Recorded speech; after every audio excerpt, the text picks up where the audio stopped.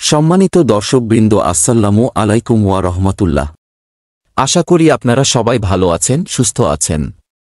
আজ আমরা আল কুরআনে অতীত জাতির ইতিহাস ৭০তম পর্ব হযরত জুলকিফলি আলাইহিস সালাম সম্পর্কে আলোচনা করতে যাচ্ছি। আজকের ভিডিও শুনলে হযরত জুলকিফলি আলাইহিস সালাম সম্পর্কে পুরো কাহিনী জানতে পারবেন। তাই ভিডিওটি স্কিপ না করে ধারাবাহিকভাবে শুনতে থাকুন। হযরত জুলকিফলি আলাইহিস সালাম একজন নবী ছিলেন। তিনি বনি ইসরাইল বংশে জন্মগ্রহণ করেন। হযরত জুলকিফলি আলাইহিস সালাম আসল নাম বিশর। এটি তার উপাধি। আল কুরআনে তাকে জুলকিফলি নামে অভিহিত করা হয়েছে। জুলকিফলি শব্দের অর্থ ভাগ্যবান, অর্থাৎ তিনি নৈতিক মাহাত্ম্য ও পরকালীন সওয়াবের দৃষ্টিতে ভাগ্যবান। তিনি পার্থিব স্বার্থ ও লাভের দৃষ্টিতে ভাগ্যবান নহেন। হযরত জুলকিফলি আলাইহিস সালাম কোন যুগের নবী ছিলেন সে সম্পর্কে মতভেদ আছে। কেউ বলেন এটি হযরত জাকারিয়া আলাইহিস সালামের দ্বিতীয় নাম। কেউ বলেন তিনি হচ্ছেন হযরত ইলিয়াস আলাইহিস সালাম। কেউ ইউশা ইবনে নুনের নাম বলেন। কেউ বলেন তিনি হলেন আল ইয়াসা। আবার কেউ বলেন তিনি ছিলেন হযরত আইয়ুব আলাইহিস সালামের ছেলে। তার মৃত্যুর পর তাকে নবুয়াত দান করা হয়। ইহুদিদের দাবি তিনি হিজকিল বা জিহিজকিল নবী ছিলেন। ৫৯৭ খ্রিস্টপূর্ব অব্দে বনি ইসরায়েলদের পরাধীনতার যুগে তিনি নবীর মর্যাদায় অধিষ্ঠিত হয়েছিলেন। তিনি খাবুর নদীর তীরে একটি জনপদে নবুয়াতের দায়িত্ব পালন করেন। বাইবেলের হিজকিল গ্রন্থ থেকে জানা যায় যে জেরুজালেম শেষবারে ধ্বংস হবার আগে বক্তে নাসেরের হাতে যারা বন্দী হয়েছিলেন তিনি তাদের একজন।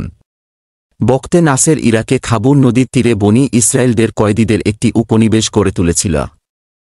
এ উপনিবেশের নাম ছিল তেলাবিব। এ স্থানে তিনি নবুয়াত লাভ করেন। এ সময় তার বয়স ছিল ৩০ বছর। তিনি অবিশ্রান্তভাবে ২২ বছর ধরে বিপদগ্রস্ত বনি ইসরায়েলদেরকে সজাগ করার দায়িত্ব পালন করেন। হযরত জুলকিফলি সম্পর্কে তাফসিরে মারেফুল কুরআনে ইবনে কাসিরের বরাত দিয়ে যা আলোচনা করা হয়েছে তা এখানে উল্লেখ করা হল।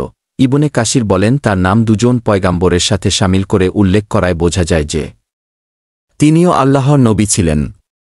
কিন্তু কোনো আলোচনা থেকে জানা যায় যে তিনি নবী ছিলেন না, বরং একজন সৎকর্মশীল ওলি ছিলেন। তাফসিরে ইবনে জরির থেকে বর্ণিত আছে যে হযরত আল ইয়াসা আলাইহিস সালাম বার্ধক্যে পৌঁছালে তিনি একজনকে তার খলিফা নিযুক্ত করার ইচ্ছা পোষণ করেন। এ মোতাবেক তিনি তার সকল সাহাবীকে একত্রিত করে বললেন যে আমি একজনকে খলিফা নিযুক্ত করতে চাই। তিনি তাদেরকে ৩টি শর্ত দিলেন। প্রথম শর্ত, সদা সর্বদা রোজা রাখতে হবে। দ্বিতীয় শর্ত, রাত জেগে ইবাদত করতে হবে।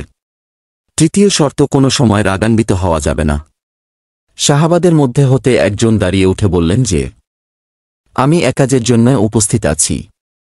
আল ইয়াসা জিজ্ঞাসা করলেন, তুমি কি সব সময় রোজা রাখো, রাত জেগে ইবাদত করো ও কোনো সময় রাগ করো না? লোকটি বললেন, আপনি সন্দেহে এই ৩টি আমল আমার মধ্যে পাবেন। হযরত আল ইয়াসা আলাইহিস সালাম সেদিন তার কথা বিশ্বাস করতে পারলেন না। তাই তিনি তাকে সেদিন ফিরিয়ে দিলেন।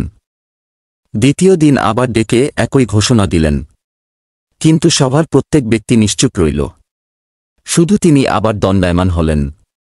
হযরত জুলকিফলি আলাইহিস সালামের আমল দেখে হযরত আর ইয়াসা আলাইহিস সালাম তাকে খলিফা নিযুক্ত করলেন। হযরত জুলকিফলি আলাইহিস সালামের এ পদ লাভে শয়তানের খুব হিংসা হয়। সে তার সাঙ্গপাঙ্গদের ডেকে বলল যে এ ব্যক্তি দ্বারা এমন কাজ করিয়ে লও যাতে তার এ পদ বিলুপ্তি হয়। শয়তানের সাঙ্গপাঙ্গরা অক্ষমতা প্রকাশ করে বলল যে তিনি আমাদের বসে আসার পাত্র নয়। তখন ইবলিস বলল, তাহলে আমি নিজেই এ কাজ করব। হযরত জুলকিফলি আলাইহিস সালাম তার অঙ্গীকার অনুযায়ী দিনে রোজা রাখতেন ও রাতে ইবাদত করতেন। শুধু দুপুর বেলা একটু ঘুমিয়ে নিতেন। শয়তান একদিন দুপুর বেলা হাজির হয়ে দরজার কড়া নাড়ল। তিনি জাগ্রত হয়ে জিজ্ঞাসা করল, কে? শয়তান উত্তর দিল, আমি একজন মজলুম। তিনি দরজা খুলে দিলেন। আগন্তুক ভিতরে প্রবেশ করে তার দীর্ঘ কথা আরম্ভ করে বলল যে আমার সম্প্রদায় আমার সাথে বিবাদ করছে। তারা আমার উপর জুলুম করছে। এভাবে দুপুরের নিদ্রার সময় অতিবাহিত হয়ে গেল। তিনি বললেন, আমি যখন বাইরে যাব তখন এসো, আমি তোমার বিচার করে দিব। হযরত জুলকিফলি আলাইহিস সালাম বাইরে এসে আদালত কক্ষে লোকটির জন্য অপেক্ষা করলেন। কিন্তু লোকটি আসল না। পরের দিন যখন বিচার ফয়সালার জন্য আদালতে হযরত জুলকিফলি আলাইহিস সালাম বসলেন তখনও লোকটি এল না। দুপুরে যখন তিনি নিদ্রার জন্য গৃহে গেলেন তখন লোকটি আবারও এসে কক্ষের দরজা পিটাতে লাগল। হজরত জুলকিফলি আলাইহিসসাল্লাম জিজ্ঞাসা করলেন, কে? লোকটি উত্তর দিল, আমি একজন বৃদ্ধ মাজলুম। তিনি দরজা খুলে বললেন, তুমি গতকাল আদালতে বসার সময় আসনি, আজকেও তুমি তখন আসনি। সে বলল, হুজুর, আমার শত্রুপক্ষ খুব চালাক। আপনাকে মজলিসে বসা দেখলে তারা আমার প্রাপ্য পরিশোধ করে দিব বলে স্বীকার করে নেয়। আপনি মজলিস ত্যাগ করলে অস্বীকার করে। এ কথাবার্তার মধ্য দিয়ে সেদিনকার দুপুরও গড়িয়ে গেল এবং নিদ্রা হল না। তিনি বাইরে এসে মজলিসে বসে বৃদ্ধ লোকটির জন্য অপেক্ষা করতে লাগলেন। পরের দিন দুপুর পর্যন্ত অপেক্ষা করলেন, কিন্তু লোকটি আসল না। তৃতীয় দিন দুপুর হলে তিনি নিদ্রায় ঢুলতে লাগলেন। গৃহে এসে পরিবারের লোকদের বললেন যে কেউ যেন দরজার কড়া নাড়া না দেয়। বৃদ্ধ এদিন আগমন করল এবং দরজার কড়া নাড়া দিতে চাইল। পরিবারের লোকেরা সবাই ঘরের দরজায় আঘাত করতে নিষেধ করল, কিন্তু সে জানালা দিয়ে ঘরে প্রবেশ করে দরজায় আঘাত করতে শুরু করল। হজরত জুলকিফলি আলাইহিসসাল্লাম ঘুম থেকে জেগে দেখেন ঘরের দরজা বন্ধ, কিন্তু লোকটি ঘরের মধ্যে আছে। তিনি তখন তাকে জিজ্ঞাসা করলেন, তুমি কিভাবে ঘরে প্রবেশ করেছ? হজরত জুলকিফলি আলাইহিসসাল্লাম বুঝতে পারলেন এই ইবলিস শয়তান ছাড়া আর কেউ নয়। তিনি তাকে বললেন, তুমি আল্লাহর দুশমন ইবলিস শয়তান। ইবলিস তা স্বীকার করে বলল, আমার সব চেষ্টা ব্যর্থ হয়েছে।